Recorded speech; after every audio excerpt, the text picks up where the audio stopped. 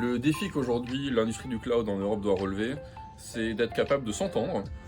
pour travailler de concert pour faire de l'innovation. Ça ne veut pas dire ne faire qu'une seule entreprise, par exemple, mais c'est d'être capable de traiter en écosystème les problématiques importantes du cloud, que sont la sécurité, la protection des données, l'impact environnemental, ou encore la transparence qui est nécessaire aux clients pour permettre de porter les données des clients.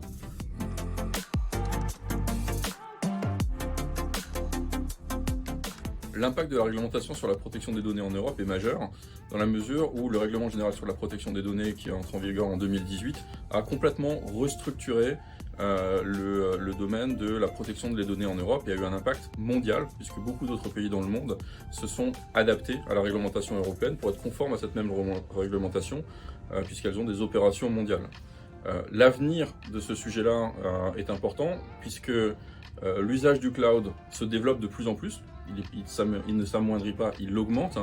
Et donc la problématique de la protection de la donnée dans le cloud est quelque chose qui se renforce et avec des angles supplémentaires. Et donc la régulation continue de se développer, pas simplement sur la protection des données telle qu'elle était envisagée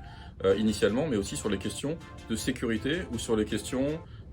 d'éthique dans l'usage des données.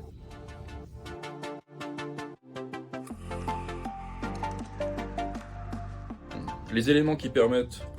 d'assurer la souveraineté numérique de l'Europe dans le domaine du cloud sont de plusieurs natures. La première, c'est de permettre aux grands utilisateurs de services cloud de choisir leur destin, leur liberté, c'est-à-dire de choisir le fournisseur de leur choix. Et pour ce faire, elles ont besoin à la fois de la capacité technologique de le faire, donc de migrer leurs données, mais aussi